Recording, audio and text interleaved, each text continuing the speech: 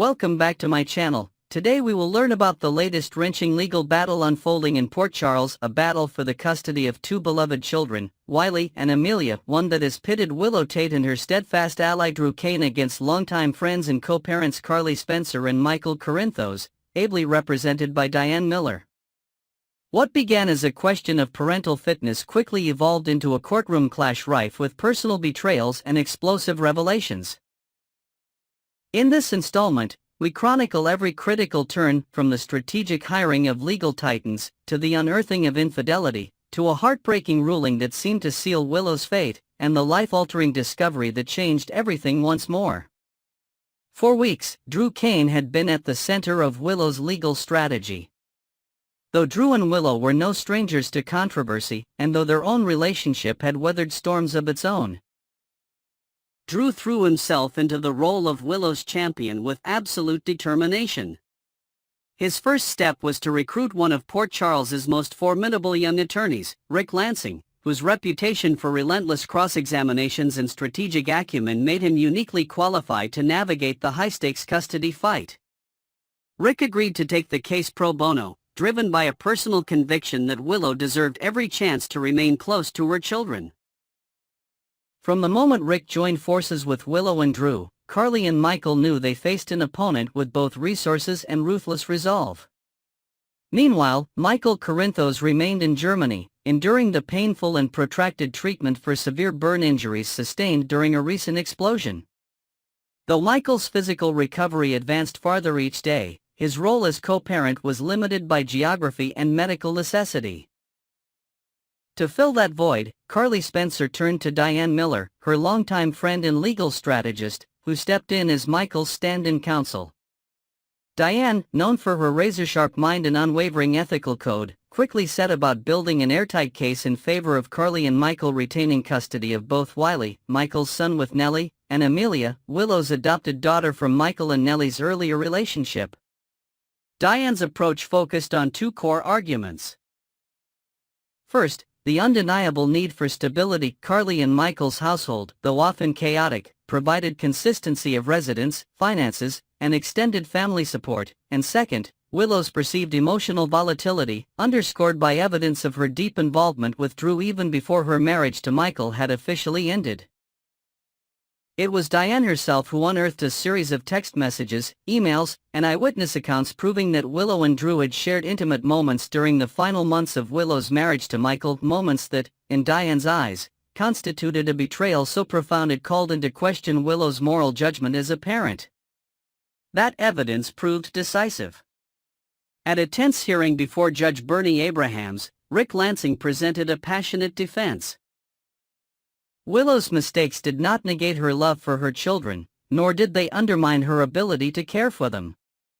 He highlighted her years of dedication, her sacrifices as a single parent, and the deep bond she shared with both Wiley and Amelia. Yet Diane Miller, expertly marshalling the infidelity proof, argued that honesty and trust lay at the heart of any stable home, and that Willow's undisclosed affair with Drew, a man with no legal relationship to the children, had shattered the trust upon which co-parenting necessarily depended. Diane further reminded the court that Michael, despite his physical absence, had consistently demonstrated his devotion through every possible channel: daily video calls, financial support, and an unwavering pledge to return permanently once his treatment concluded. By the time closing arguments concluded, the courtroom buzzed with anticipation. Friends, family members, and legal observers crowded the gallery, watching as the judge reviewed reams of documents and testimony. Then, in a ruling that stunned nearly everyone present, Judge Abrahams sided unequivocally with Carly and Michael. He concluded that, on balance, the stability and unity of the Corinthos-Spencer household outweighed Willow's passionate but ethically compromised bid for custody. Willow's heart broke as she heard the verdict. Carly and Michael would retain full legal custody of both Wiley and Amelia, with Willow granted only supervised visitation until she could demonstrate a sustained period of personal stability and contrition. As the gavel struck and courtroom doors opened, Willow felt the weight of her defeat crashing down. She had always known her children were her world. To see them torn from her arms by the law felt like an unthinkable betrayal. Staggering to her feet, Willow clung to Drew's offered hand, tears streaming down her face as she struggled to process the reality that, for now, she was powerless. Drew, his own relief at having finally found Megan's long-lost culprit tempered by the sight of Willow's anguish, held her close and whispered promises of hope. "We'll fight this," he vowed. "I swear to you, we won't stop until we have those kids back." In the days that followed, Drew and Rick conferred tirelessly, strategizing every possible appeal, injunction, and motion for a new hearing. They explored options ranging from emergency stays to petitions for legal guardianship, determined to exploit every procedural avenue the court system offered. Yet even as they prepared to launch their next legal offensive, a new twist emerged, one that would reshape Willow's entire world and potentially alter the fragile balance of custody once more. Alone in her apartment one morning, Willow felt the telltale signs before even reaching for her phone. An unexpected wave of nausea warning her that something had changed. Moments later, she stared in stunned dismay at the positive pregnancy test. She was carrying Drew's child. The realization hit her like lightning, an unexpected source of hope in the midst of despair. Though the timing was complicated and her relationship with Michael was fraught, the knowledge that a new life grew within her offered Willow an unexpected lifeline. For the first time since the court's ruling, she felt a flicker of optimism ignite. News of Willow's pregnancy spread quickly through her inner circle. Drew, who had steadfastly supported her through every challenge, was the first to learn. He arrived at Willow's door with a mixture of shock, joy, and determination. "This changes everything," he whispered, tracing the outline of her stomach. "We have a new reason to fight." Willow, despite the tears in her eyes, could not help but smile at the prospect of carrying Drew's baby, a tangible symbol of hope and renewal. Meanwhile, Carly and Michael heard the news with equal parts concern and empathy. Carly, who had at times been a fierce legal adversary, remembered her own pregnancy with Michael decades ago and the fear and anticipation it had brought. Michael, now on the mend from his burn therapy in Germany, struggled with the complex emotions of parenthood, gratitude for his son Wiley and daughter Amelia's welfare, and now the knowledge that Willow would soon bear another child connected to him through neither blood nor adoption. The question on both their minds was how this new life would affect the fragile custody arrangements and the emotional well-being of the children. Within days, Drew and Rick filed an emergency motion to modify custody, arguing that Willow's pregnancy constituted a significant changed circumstance warranting a re-evaluation of her parental rights.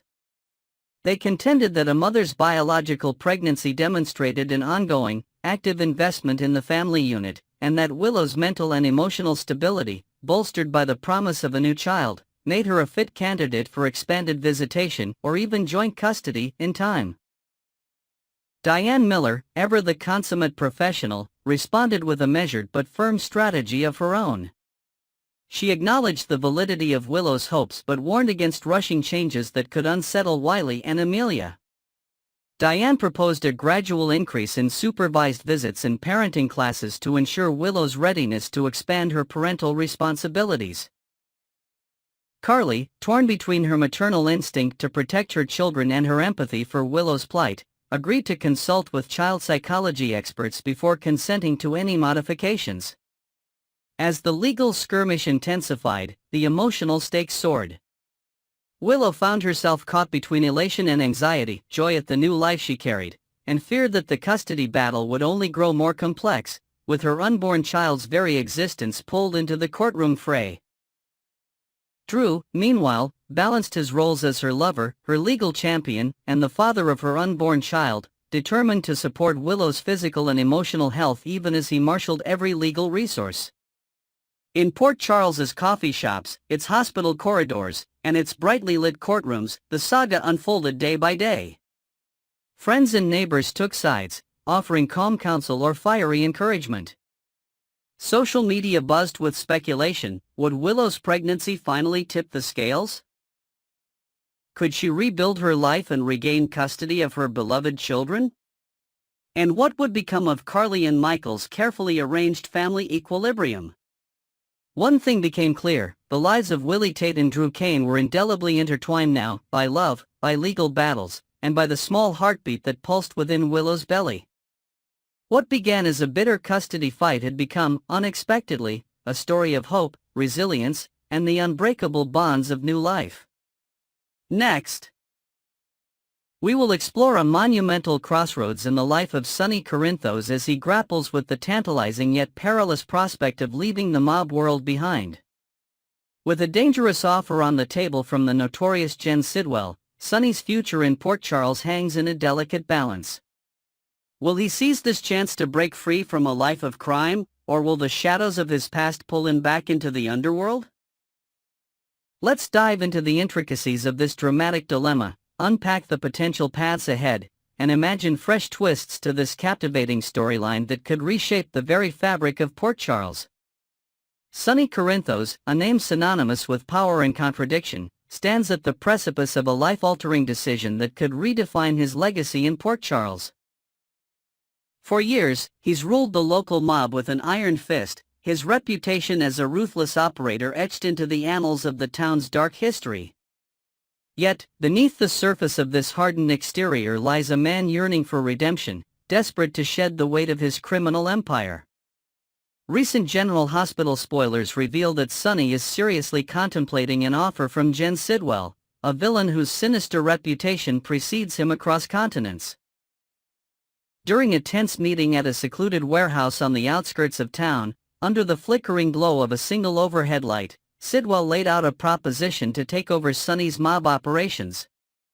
Despite the allure of freedom, Sonny's instincts warn him of Sidwell's treacherous motives, leaving him torn between the promise of a new life and the uncertainty of what he'd be unleashing. As he paces the halls of his Corinthos estate, gazing at old family photos, the question looms large. Can he truly walk away from a world that has defined him for decades? On one hand, the prospect of Sonny finally exiting the mob life feels like a long overdue chapter that could herald a brighter future.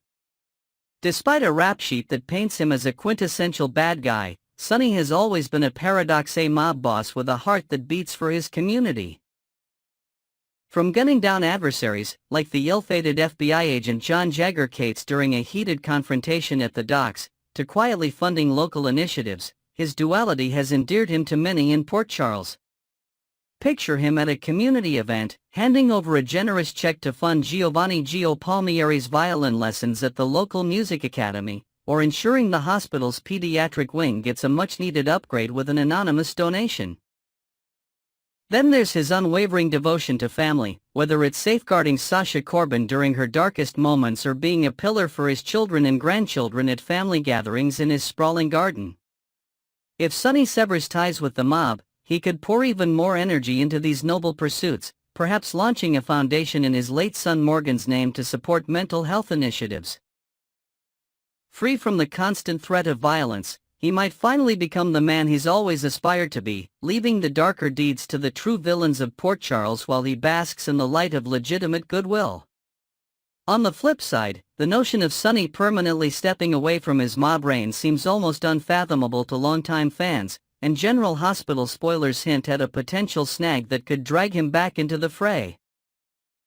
Sonny's desire to exit organized crime stems from deep personal motivations, health concerns that have crept up during late-night reflections in his study, and a fierce need to protect his family from the dangers his lifestyle attracts.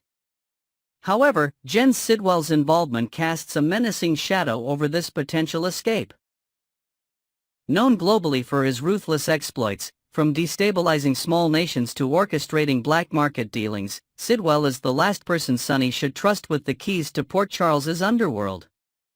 During a clandestine meeting at a dimly lit diner on the edge of town, as Sidwell smirks over a cup of untouched coffee, Sonny might sense the true extent of the villain's plans to turn the town into a hub for his nefarious activities. Could Sonny, pen in hand and ready to sign away his empire at a dusty old law office, have a last-second epiphany about the havoc Sidwell would unleash on innocent lives?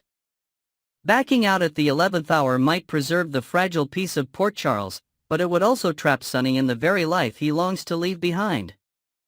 Moreover, Sonny's identity is so deeply entwined with the mob that envisioning him in any other role feels like uncharted territory. For decades, his power has been rooted in the gritty backrooms and dangerous deals that define organized crime, a world he's navigated with both cunning and charisma.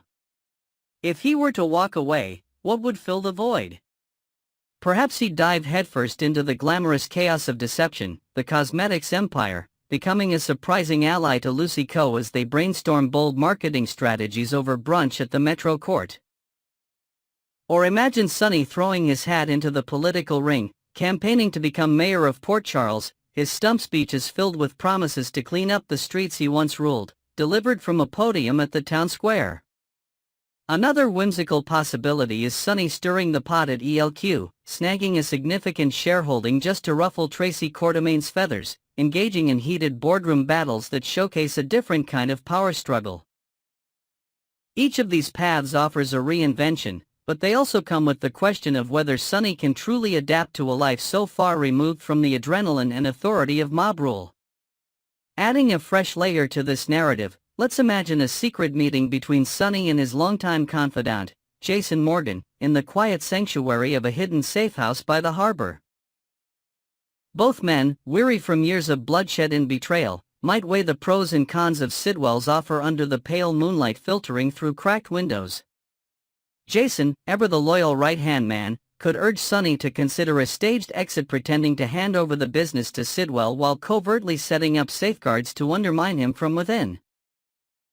This risky plan could involve planting trusted allies within Sidwell's new ranks, gathering intel to eventually dismantle his operations before they take root in Port Charles. Such a scheme would allow Sonny a temporary reprieve while maintaining a protective grip over the town, but it also risks double-crossing a man as dangerous as Sidwell, whose retaliation could be swift and brutal. As they sip coffee from chipped mugs, the weight of this decision hangs heavy, a silent acknowledgement that even the best-laid plans could lead to unforeseen bloodshed. As this pivotal storyline unfolds on General Hospital, Sonny Corinthos' struggle to escape the mob world promises to deliver riveting drama and emotional depth to Port Charles. Whether he embraces Jen Sidwell's offer and risks unleashing a new terror on his hometown, or clings to his familiar role as mob boss out of duty and identity, every choice carries profound consequences.